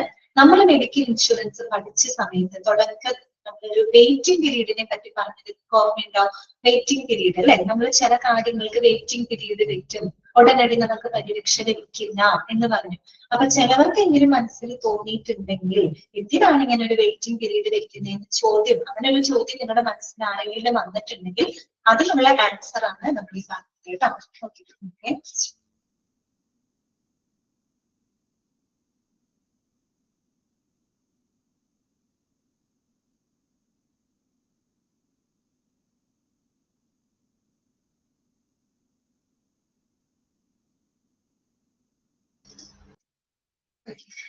മനസ്സിലായോ പറഞ്ഞത്? ഉടനടി പരിരക്ഷ ലഭിക്കില്ല എന്ന് പറഞ്ഞു. ഒരു ഇത്ര നാള് വെയിറ്റിംഗ് പീരീഡ് വെച്ചിട്ട് നമ്മൾക്ക് അതിനുള്ള കവറേജ് അല്ലെങ്കിൽ നമുക്ക് ആ ക്ലെയിം ഉന്നയിക്കാനായിട്ട് പറ്റുള്ളൂ എന്ന് നമ്മൾ പറഞ്ഞു. അതെന്തുകൊണ്ടാണ് നമ്മൾ അങ്ങനെ വെയിറ്റിംഗ് പീരീഡ് വെക്കുന്നത്? അത് കമ്പനിക്ക് റിസ്ക് വരാതിരിക്കാനാണ്. മനസ്സിലായോ? ആ ക്ലെയിം പ്രോസസ്സ് സ്ട്രീംലൈൻ ചെയ്യാനും തെറ്റായ ക്ലെയിമുകളൊന്നും നടത്തുന്നില്ല എന്ന് ഉറപ്പുവരുത്താനും അൺവാണ്ടഡ് ആയിട്ടുള്ള ട്രീറ്റ്മെന്റ് അവോയ്ഡ് ചെയ്യാനും അതിലൂടെ ക്വാളിറ്റി ഓഫ് ദ സർവീസസ് വർദ്ധിപ്പിക്കാനും അൾട്ടിമേറ്റ്ലി ഒരു ലോവർ പ്രീമിയത്തിലേക്ക് വരുന്നതിന് വേണ്ടിയിട്ടാണ് നമ്മൾ അങ്ങനെയുള്ള വെയിറ്റിംഗ് പീരീഡുകൾ വെക്കുന്നത് കേട്ടോ. ഓക്കെ, അതിന് വേണ്ടി പ്രവർത്തിക്കുക എന്നുള്ളതാണ് TPA യുടെ ഫംഗ്ഷൻ. ഇപ്പൊ ക്ലിയർ ആയില്ലേ ഇത്? ഓക്കെ അല്ലേ? ഓക്കെ അല്ലേ? ഓക്കെ, ഇനി നോക്കാം കേട്ടോ. ഒരു പോയിന്റ് കൂടെ നമുക്ക് അവിടെ പറയാനുണ്ട്. The third party administrators assets are free from the insurance provider, which is a percentage of the premium and is normally 5.5% of the premium amount. 5.5% എന്നുള്ളത് അണ്ടർലൈൻ ചെയ്യാം. നമുക്കറിയാം തേർഡ് പാർട്ടി അഡ്മിനിസ്ട്രേറ്റർ എന്ന് പറഞ്ഞാൽ ഒരു കമ്പനീനെ റെപ്രസെന്റ് ചെയ്ത് പ്രവർത്തിക്കുന്ന ആളാണ്. ഇൻഷുറൻസ് കമ്പനീനെ റെപ്രസെന്റ് ചെയ്യുന്ന ആൾക്കാരാണ് അല്ലെ. അവര് ചെയ്യുന്ന ജോലിക്ക് അവർക്കൊരു ഫീസ് കിട്ടണ്ടേ, അവർക്കൊരു പേയ്മെന്റ് കിട്ടണ്ടേ. അതെങ്ങനെയാ അവർക്ക് അതിന് കിട്ടുന്നത്? Which is A percentage of the premium അല്ലെ. കമ്പനിക്ക് വരുന്ന പ്രീമിയത്തിന്റെ ഒരു നിശ്ചിത ശതമാനമാണ് TPA അവരുടെ ഫീസായിട്ട് ഈടാക്കുന്നത്. അത് എത്രയാണെന്നറിയോ? 5.5% of the premium amount. Okay, insurance കമ്പനികൾക്ക് ലഭിക്കുന്ന പ്രീമിയത്തിന്റെ ഒരു 5.5%, എത്രയാണ്? 5.5% ആണ് TPAക്ക് ഫീസായിട്ട് ഈടാക്കുന്നത്. ഓക്കെ, ഇത്രയും മനസ്സിലാക്കാൻ മതി കേട്ടോ. ഓക്കെ, ക്ലിയർ ആണല്ലോ? ഇനി നമ്മൾ ഈ പഠിച്ച കാര്യങ്ങൾ തന്നെ വീണ്ടും അനദർ പോയിന്റ്സ് ആയിട്ട് അവിടെ എഴുതിയിട്ടുണ്ട്. What is the role of TPA in health insurance കേട്ടോ. ഈ പറയുന്ന ഹെൽത്ത് ഇൻഷുറൻസിൽ TPAയുടെ റോള് എന്താണ് അതിന്റെ റോള് നോക്കിയേ. The role of TPA in health insurance can be understood by the following points. ഇതൊക്കെയാണ് നോക്കിയേ. ഫസ്റ്റ് പോയിന്റ് ഇതാണ്, connection between insurance company and policy holder അല്ലെ. അതായത് നമ്മുടെ ഇൻഷുറൻസ് കമ്പനിക്കും പോളിസി ഹോൾഡർ, അവരാണ് പേഷ്യന്റ് ആയിട്ട് പിന്നീട് വരുന്നത് അല്ലെ, അവർക്കിടയിൽ ഒരു കണക്ഷൻ എന്ത് ചെയ്യാം, മെയിൻറ്റെയിൻ ചെയ്യാം. അവർക്ക് മാത്രമല്ല ഹോസ്പിറ്റലിൽ ഉണ്ട് കേട്ടോ. 3 പേർക്കിടയിൽ, അതായത് പോളിസി ഹോൾഡർക്കും ഇൻഷുറൻസ് കമ്പനിക്കും ഹോസ്പിറ്റലിനും ഇടയിൽ ഒരു കണക്ഷൻ ആയിട്ട് പ്രവർത്തിക്കാം. ഓക്കെ, നോക്കാം. Directly or indirectly, policyholder means the TPA in most of the hospitalization claim cases. The TPA provides the policyholder with the unique identification number and ID card, which helps in claim settlement. Okay, അപ്പൊ നമ്മൾ ഈ പറയുന്ന policy holder ഉണ്ടല്ലോ, that means patients ആണ്. അവര് direct ആയിട്ട് അല്ലെങ്കിൽ indirect ആയിട്ട് പല ഹോസ്പിറ്റലൈസേഷൻ വരുമ്പോൾ ഡയറക്റ്റ് ആയിട്ട് അല്ലെങ്കിൽ ഇൻഡയറക്റ്റ് ആയിട്ട് അവർ കൂടുതലും ആരെയെ കോൺടാക്ട് ചെയ്യുന്നത്? തേർഡ് പാർട്ടി അഡ്മിനിസ്ട്രേറ്റേഴ്സിനെയാണ് കോൺടാക്ട് ചെയ്യുന്നത്. എന്ന് വെച്ചാൽ കമ്പനിയുടെ റെപ്രസെന്റേറ്റീവ്സ് ആണ് ഇവര്. ഓക്കെ, അവരെയാണ് കോൺടാക്ട് ചെയ്യുന്നത്. ഈ TPA എന്ത് ചെയ്യുന്നു വെച്ചാല് പോളിസി ഹോൾഡർക്ക് ഒരു യുണീക്ക് ആയിട്ടുള്ള ഐഡന്റിറ്റി നമ്പർ കൊടുക്കുന്നുണ്ട്, ഐഡന്റിറ്റി കാർഡ് അവർക്ക് പ്രൊവൈഡ് ചെയ്യുന്നുണ്ട്. അത് അവരുടെ ക്ലെയിം സെറ്റിൽമെന്റിന് വേണ്ടിയിട്ട് അവർക്ക് ഉപയോഗിക്കാവുന്നതാണ്. ചുരുക്കി പറഞ്ഞു കഴിഞ്ഞാൽ എന്താണ്, ക്ലെയിം സെറ്റിൽമെന്റിന് വേണ്ടിയിട്ട് TPA എന്ത് ചെയ്യുന്നുണ്ട്? പോളിസി ഹോൾഡറിനെ സഹായിക്കുന്നുണ്ട് അല്ലെ. ഓക്കെ, ഇതാണ് അവിടെ പറയുന്നത്. അപ്പൊ അങ്ങനെ കമ്പനിക്കും പോളിസി ഹോൾഡർക്കും ഇടയിൽ എന്താണ് ഒരു കണക്ഷൻ മെയിൻറ്റെയിൻ ചെയ്യുന്നത് ആരാണ്? TPA ആണ്. ഓക്കെ, രണ്ടാമത്തത് എന്താണ്? റെക്കോർഡ് മെയിൻ്റെനൻസ് ആണ്. Record maintenance. TPA aids in maintaining necessary records related to policy holders when they are admitted as patients. നമ്മൾ ഈ പറയുന്ന പോളിസി ഹോൾഡേഴ്സ് പേഷ്യൻസ് ആയിട്ട് അഡ്മിറ്റ് ചെയ്യപ്പെടുമ്പോൾ ചെയ്യപ്പെടുന്ന സമയത്ത് ഈ പറയുന്ന ക്ലെയിം സെറ്റിൽമെന്റുമായിട്ട് ബന്ധപ്പെട്ട എല്ലാ നെസസറി റെക്കോർഡ്സുകൾ മെയിൻറ്റെയിൻ ചെയ്യുന്നതിനും അവരെ സഹായിക്കുന്നത് ആരാണ്? തേർഡ് പാർട്ടി അഡ്മിനിസ്ട്രേറ്റേഴ്സ് ആണ് അല്ലെ. ക്ലെയിം സെറ്റിൽമെന്റിന്റെ ഭാഗമായിട്ട് കുറെ ഡോക്യുമെന്റ്സുകളൊക്കെ സബ്മിറ്റ് ചെയ്യേണ്ടതായിട്ട് വരും അല്ലെ, എല്ലാ കാര്യങ്ങളും ചെയ്യേണ്ടതായിട്ട് വരും. അപ്പൊ നമ്മൾ ഈ പറയുന്ന പോളിസി ഹോൾഡേഴ്സ് പേഷ്യന്റ് ആയിട്ട് അല്ലെ അവർ അഡ്മിറ്റ് ചെയ്യപ്പെടുമ്പോൾ അവരുടെ ക്ലെയിം സെറ്റിൽമെന്റിന് ആവശ്യമായിട്ടുള്ള എല്ലാ നെസസറി റെക്കോർഡ്സുകളും മെയിൻറ്റെയിൻ ചെയ്യാനായിട്ട് അവരെ സഹായിക്കുന്നത്, അവരെ സപ്പോർട്ട് ചെയ്യുന്നത് ആരാണ്? തേർഡ് പാർട്ടി അഡ്മിനിസ്ട്രേറ്റർ ആണ്. അതുകൊണ്ടാണ് അവിടെ പറഞ്ഞത് റെക്കോർഡ് മെയിൻ്റെനൻസ്. ക്ലെയിം സെറ്റിൽമെന്റുമായിട്ട് ബന്ധപ്പെട്ട് റെക്കോർഡുകൾ മെയിൻറ്റെയിൻ ചെയ്യാനായിട്ട് തേർഡ് പാർട്ടി അഡ്മിനിസ്ട്രേറ്റർ സഹായിക്കുന്നുണ്ട്. പിന്നെ നമുക്കറിയാവുന്ന പോയിന്റ് ആണ് ക്ലെയിം സെറ്റിൽമെന്റ് അല്ലെ.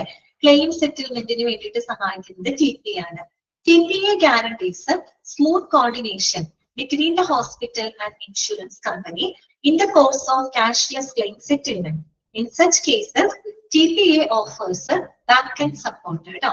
അതുപോലെ തന്നെ നമ്മൾ ഈ പറയുന്ന ക്ലെയിം ക്യാഷ്ലെസ് ക്ലെയിം സെറ്റിൽമെന്റിന്റെ സമയത്ത് ക്യാഷ്ലെസ് ക്ലെയിം എന്താണെന്ന് നമ്മൾ പഠിച്ചതാണ്. അവിടെ പോളിസി ഹോൾഡർക്ക് അല്ല റോള് വരുന്നത്. നമ്മുടെ ഇൻഷുറൻസ് കമ്പനി നേരിട്ട് ഹോസ്പിറ്റലൈസേഷൻ ബില്ലുകള് ഹോസ്പിറ്റലുമായിട്ട് സെറ്റിൽ ചെയ്യാണ്. അവിടെ പോളിസി ഹോൾഡർക്ക് സ്വന്തം കയ്യിൽ നിന്ന് പൈസ എടുത്ത് ചെലവാക്കുന്നതായിട്ട് വരുന്നില്ല. അപ്പൊ അങ്ങനെയുള്ള ക്യാഷ്ലെസ് ക്ലെയിം സെറ്റിൽമെന്റ് സമയത്ത് നമ്മൾ ഈ പറയുന്ന ഇൻഷുറൻസ് കമ്പനിക്കും ഹോസ്പിറ്റലിനും ഇടയിൽ ഒരു സ്മൂത്ത് കോർഡിനേഷൻ അത് ഉറപ്പുവരുത്തുന്നത് ആരാണ്? നമ്മൾ ഈ പറയുന്ന TPA ആണ് കേട്ടോ. ആ സമയത്ത് TPA എന്താണ്?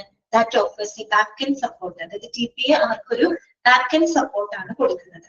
ഓക്കെ, അവർക്ക് വേണ്ട എല്ലാം പിന്തുണയും കൊടുക്കുന്നുണ്ട്. നെക്സ്റ്റ് വരുന്നതാണ് ഫുൾ ടൈം സപ്പോർട്ട് കേട്ടോ.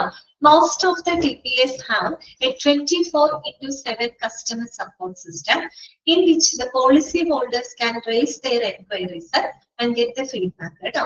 അതുപോലെ തന്നെ TPAയുടെ സേവനം എന്ന് പറഞ്ഞാൽ 24/7 സേവനമാണ് അവർ കൊടുക്കുന്നത് കേട്ടോ. മിക്കവാറും എല്ലാ TPAസും 24/7 കസ്റ്റമർ സർവീസ് പ്രൊവൈഡ് ചെയ്യുന്നുണ്ട്. ഏത് സമയത്തും എപ്പോ വേണമെങ്കിലും പോളിസി ഹോൾഡർക്ക് ഇത്തരം ഇൻഷുറൻസ് സംബന്ധമായിട്ടുള്ള എന്ത് എൻക്വയറീസ് അവർക്ക് ചോദിക്കാം. അവർക്ക് കറക്റ്റ് ആയിട്ടുള്ള ഫീഡ്ബാക്കുകൾ ഏത് സമയത്ത് എപ്പോ വേണമെങ്കിലും അവർക്ക് ലഭിക്കുന്നതാണ്. Okay, that means they provide എന്താണ് 24/7 കസ്റ്റമർ സർവീസ് പ്രൊവൈഡ് ചെയ്യുന്നുണ്ട്. ഇവർക്കെല്ലാം പുറമെ കുറച്ച് അഡീഷണൽ സർവീസസ് അവർ പ്രൊവൈഡ് ചെയ്യുന്നുണ്ട്. അതായത് most of the TPA also provide additional services such as ambulance, medical supplies, etc. to the policy holders. ഇതൊക്കെ എല്ലാത്തിനും പുറമെ മിക്കവാറും ഇപ്പൊ മെജോറിറ്റി ഓഫ് തേർഡ് പാർട്ടി അഡ്മിനിസ്ട്രേറ്റേഴ്സും ചില അഡീഷണൽ സേവനങ്ങൾ കൊടുക്കുന്നുണ്ട്. ക്ലെയിം സെറ്റിൽമെന്റിന് മറ്റും പുറമെ അഡീഷണൽ സേവനങ്ങൾ കൊടുക്കുന്നുണ്ട്. ലൈക്ക് ആംബുലൻസ് സേവനങ്ങള്, ആംബുലൻസിലൊക്കെയുള്ള ഫെസിലിറ്റികൾ കൊടുക്കും. മെഡിക്കൽ സപ്ലൈസുകളൊക്കെ കൊടുക്കാൻ മെഡിക്കൽ സപ്ലൈസിന്റെ അങ്ങനെയുള്ള ഫെസിലിറ്റികൾ കൊടുക്കുന്നുണ്ട്. ഇതൊക്കെ പോളിസി ഹോൾഡർക്ക് പ്രൊവൈഡ് ചെയ്യുന്നുണ്ട്. നിങ്ങൾ പോയിന്റുകൾ മാത്രം പഠിച്ചു വെക്കുക കേട്ടോ. ഇതൊക്കെയാണ് connection between insurance company and policy holder. പിന്നെ record maintenance, claim settlement, full time support, additional services. Okay, ഇനി നമുക്ക് പഠിക്കാനുള്ളത് third party administrators operating in India. Examples കേട്ടോ. നമ്മൾ ഇന്ത്യയിൽ പ്രവർത്തിക്കുന്ന തേർഡ് പാർട്ടി അഡ്മിനിസ്ട്രേറ്റേഴ്സ് എക്സാമ്പിൾ ആണ് ഇവിടെ കൊടുത്തിരിക്കുന്നത്. എല്ലാത്തിന്റെയും ബ്രാക്കറ്റിൽ TPA എഴുതിയിട്ടുണ്ട്. അതുകൊണ്ട് നമുക്ക് തെറ്റില്ല. തേർഡ് പാർട്ടി അഡ്മിനിസ്ട്രേറ്റർ ബ്രാക്കറ്റിൽ എഴുതിയിട്ടുണ്ട്. പിന്നെ കുഴപ്പമില്ല, തെറ്റില്ല കേട്ടോ. United health care, TPA private limited, media assist India TPA private limited, MD India Healthcare TPA Service Private Limited, Paramount Health Services and Insurance TPA Private Limited, eMeditech TPA Service Limited, Heritage Health TPA Private Limited, Focus Healthcare Services TPA Private Limited and Medicare TPA Services Private Limited. Okay, just examples നോക്കി വെക്കാം കേട്ടോ. മനസ്സിലായോ? ഇത്രയും വരെയുള്ള കാര്യങ്ങൾ clear ആണോ നിങ്ങൾക്ക്? CGHS-ഉം RSBയും third party administrator എന്താണെന്നും ഒക്കെയാണോ നിങ്ങൾക്ക്? ഓക്കെ, ജസ്റ്റ് ഒന്ന് വായിക്കാമോ? ഒന്ന് വായിച്ചു നോക്കൂ കേട്ടോ. എന്നിട്ട് നമുക്ക് അടുത്ത ടോപ്പിക്ക് തുടങ്ങാം. ഓക്കെ,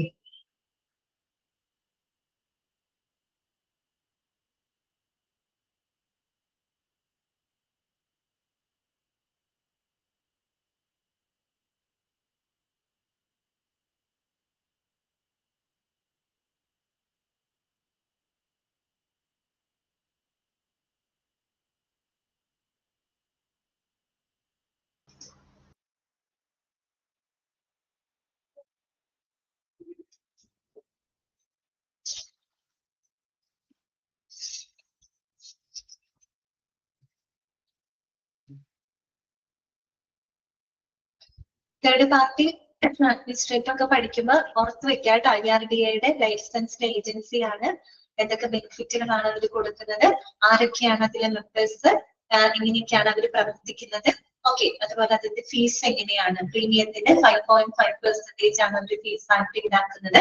അങ്ങനെയുള്ള കാര്യങ്ങളൊക്കെ പഠിക്കുമ്പോൾ ശ്രദ്ധിക്കണം കേട്ടോ. അതൊക്കെ ക്വസ്റ്റ്യൻസ് വരാൻ ചാൻസ് ഉള്ള ഭാഗങ്ങളാണ് കേട്ടോ. അതുപോലെ CGHS-ന്റെ ആ സ്ട്രൈപ്പിന്റെ കളർ അത് ചോദിച്ചിട്ട് കാർഡ് ഹോൾഡറിന്റെ സ്റ്റാറ്റസ് ഏതാണെന്നൊക്കെ നിങ്ങൾക്ക് ചോദിക്കാം കേട്ടോ. അവിടെയൊക്കെ പഠിക്കുമ്പോൾ ശ്രദ്ധിക്കണം കേട്ടോ.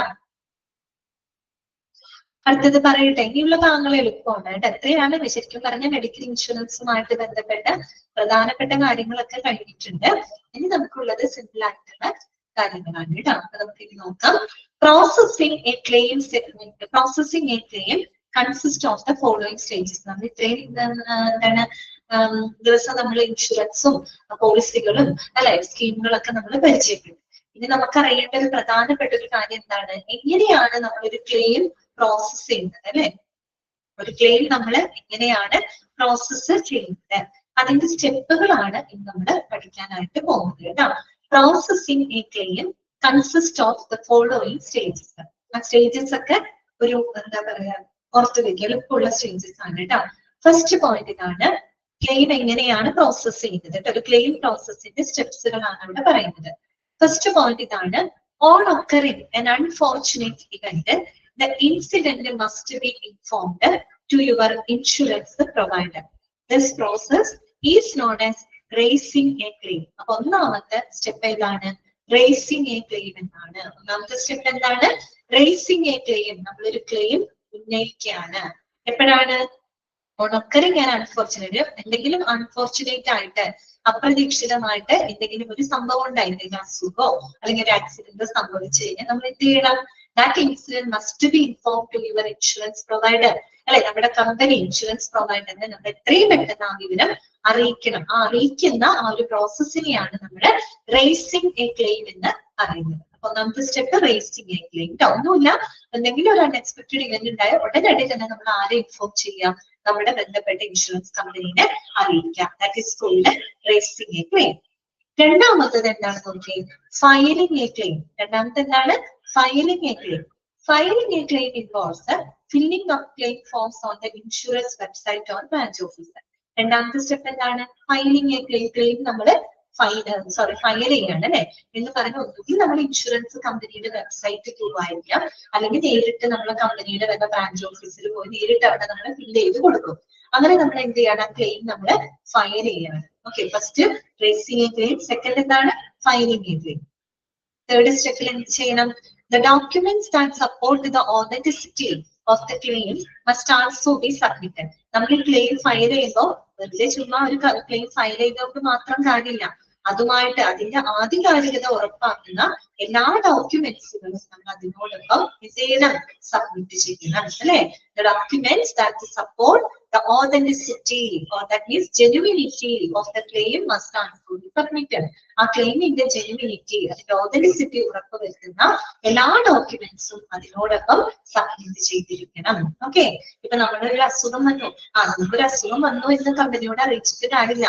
നമുക്ക് ഇന്ന അസുഖമാണെന്ന് നമ്മുടെ ഡോക്ടറുടെ റിപ്പോർട്ടും ഡോക്യുമെന്റ്സും മെഡിക്കൽ റെക്കോർഡുകളും അങ്ങനെയുള്ള എല്ലാ സപ്പോർട്ടിംഗ് ഡോക്യുമെന്റ്സും പ്രൂഫായിട്ട് നമ്മൾ സബ്മിറ്റ് ചെയ്യണം. എന്നാലും അതിന്റെ ഓതന്റിസിറ്റി നമുക്ക് എന്ത് ചെയ്യാൻ പറ്റുള്ളൂ, പ്രൂവ് ചെയ്യാനായിട്ട് പറ്റുള്ളൂ. ഓക്കെ, അതാണ് മൂന്നാമത്തെ സ്റ്റെപ്പ് കേട്ടോ. നാലാമത്തെ സ്റ്റെപ്പ് എന്താണ്, then the insurance provider reviews the claim, evaluating its validity കേട്ടോ. Then the insurance provider reviews the claim, evaluating its validity. അപ്പൊ ഇൻഷുറൻസ് പ്രൊവൈഡർ അല്ലെങ്കിൽ ഇൻഷുറൻസ് കമ്പനി എന്ത് ചെയ്യും, ക്ലെയിം അവര് റിവ്യൂ ചെയ്യും അല്ലെ. അതിനുവേണ്ടി ഇത് റേസ് ചെയ്തു, രണ്ടാമത് ഫയൽ ചെയ്തു, മൂന്നാമത് അതുമായിട്ടുള്ള സപ്പോർട്ടിംഗ് ഡോക്യുമെന്റ്സ് നമ്മൾ സബ്മിറ്റ് ചെയ്തു. ഇത് ആരുടെ കയ്യിലെത്തി, ഇൻഷുറൻസ് കമ്പനിയുടെ കയ്യിലെത്തി. ഇൻഷുറൻസ് കമ്പനിനെ എന്ത് ചെയ്യണം, ദേ റിവ്യൂസ് ദ ക്ലെയിം. ആ ക്ലെയിം അവരെന്ത് ചെയ്യാണ്, റിവ്യൂ ചെയ്യാണ് അല്ലെ. ആൻഡ് ഇവാലുവേറ്റിംഗ് ഇറ്റ്സ് വാലിഡിറ്റി, അതിന്റെ വാലിഡിറ്റി അവര് പരിശോധിക്കുന്നു അല്ലെ, ഇവാലുവേറ്റ് ചെയ്യുന്നു. അടുത്തത് എന്താണ്, if it fulfils the terms and conditions stated in your policy, the insurer approves the claim.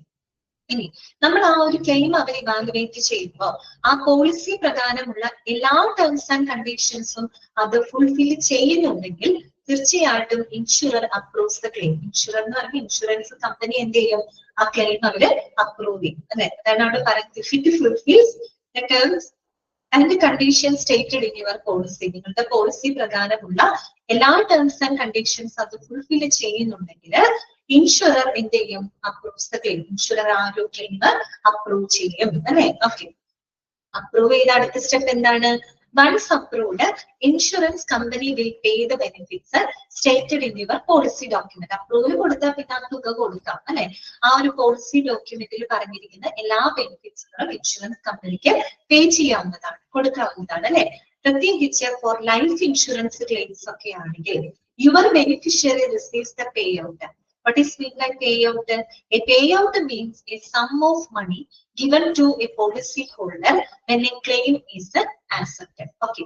ഇപ്പൊ ഒരു ലൈഫ് ഇൻഷുറൻസ് ക്ലെയിം ആണെന്ന് വിചാരിക്കുക. ഹെൽത്ത് ഇൻഷുറൻസ് അല്ല, ലൈഫ് ഇൻഷുറൻസ് ക്ലെയിം ആണെന്ന് വിചാരിക്കുക. അപ്പൊ നമുക്ക് എന്തെങ്കിലും ആപത്തൊക്കെ വന്ന് നമുക്ക് അസുഖം നമ്മൾ മരിക്കുകയോ അല്ലെങ്കിൽ ആക്സിഡന്റ് വന്നൊക്കെ മരണപ്പെടുകയോ ഒക്കെ ചെയ്ത് കഴിഞ്ഞാൽ നമ്മുടെ ബെനിഫിഷ്യറിക്ക്, നമ്മുടെ അടുത്ത നോമിനി ഉണ്ടാവല്ലോ ബെനിഫിഷ്യറിക്ക്, ആ ഒരു എമൗണ്ട്, ആ പേ ഔട്ട് ലഭിക്കുകയാണ് അല്ലെ. അവർക്ക് പേ ഔട്ട് എന്ന് പറഞ്ഞാൽ എന്താ ഉദ്ദേശിച്ചത് അതൊന്ന് നോട്ട് ചെയ്ത് വെക്കുക കേട്ടോ. പേ ഔട്ട് എന്ന് പറഞ്ഞാൽ എന്താണ്? A payout means a sum of money given to a policy holder when the claim is accepted. അതായത് ഒരു ക്ലെയിം സ്വീകരിച്ചു കഴിഞ്ഞാൽ, അപ്രൂവ് ചെയ്ത് കഴിഞ്ഞാൽ നമ്മൾ പോളിസി ഹോൾഡർക്ക് കൊടുക്കുന്ന ആ ഒരു sum of money, amount of money, അതിനെയാണ് നമ്മൾ പേ ഔട്ട് എന്നതുകൊണ്ട് ഉദ്ദേശിക്കുന്നത്. Clear ആയോ? Payout എന്താണ്? It is the sum of money or amount of money that is given to policy holder when the claim is accepted. ആ claim accept ചെയ്ത് കഴിഞ്ഞാൽ നമ്മൾ പോളിസി ഹോൾഡർക്ക് അനുവദിച്ചു കൊടുക്കുന്ന, നമ്മൾ കൊടുക്കുന്ന ആ sum of money, amount of money, that is called payout എന്ന് പറയും. ഓക്കെ.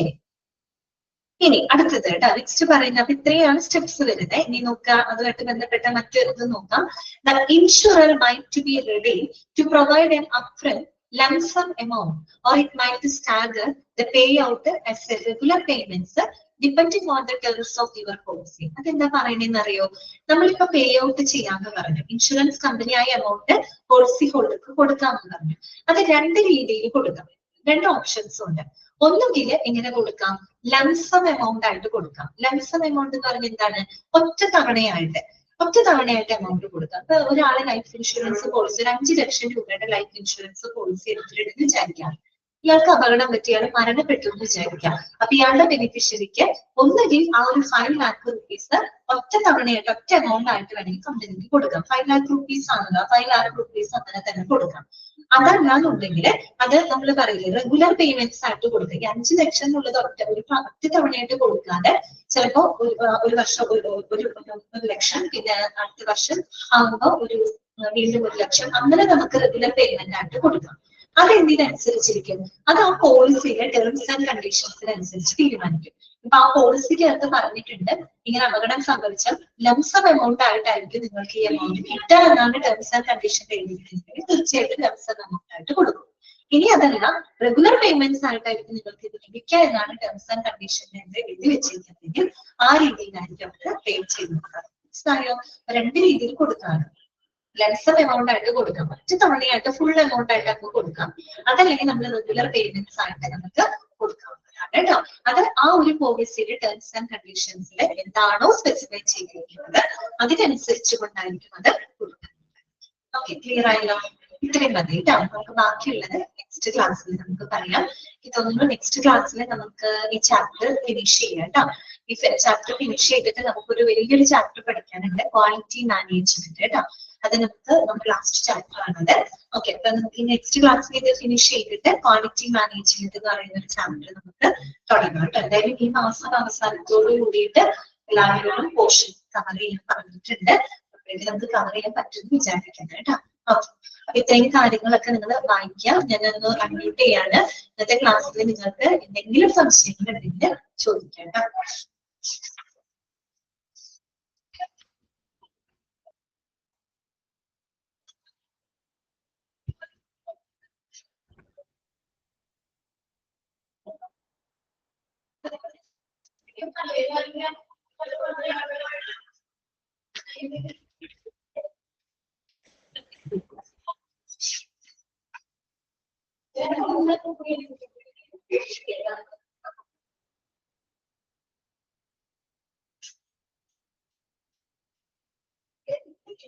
ഓക്കെ ആണോ? എല്ലാവർക്കും ക്ലാസ് ഓക്കെ അല്ലേ? മനസ്സിലായോ എന്റെ അടുത്ത കാര്യങ്ങളൊക്കെ? ക്ലിയർ ആണോ? ഓക്കെ, അപ്പൊ അത്രയും അങ്ങോട്ട് വായിച്ച് മനസ്സിലാക്കി വെക്കുക കേട്ടോ. നമുക്ക് നെക്സ്റ്റ് ക്ലാസ്സിൽ കാണാം. ഇത് ഇമ്പോർട്ടന്റ് ചാപ്റ്റർ ആണ് കേട്ടോ. മെഡിക്കൽ ഇൻഷുറൻസ് ഇമ്പോർട്ടന്റ് ആയിട്ടുള്ള ചാപ്റ്റർ ആണ്. ഒത്തിരി ക്വസ്റ്റ്യൻസ് അതിന് ചോദിക്കാം. ഓക്കെ, അപ്പൊ അത് കണക്കാക്കിയിട്ട് പഠിക്കണം കേട്ടോ. ശരിയാണ്, നെക്സ്റ്റ് ക്ലാസ്സിൽ കാണാം കേട്ടോ. Thank you.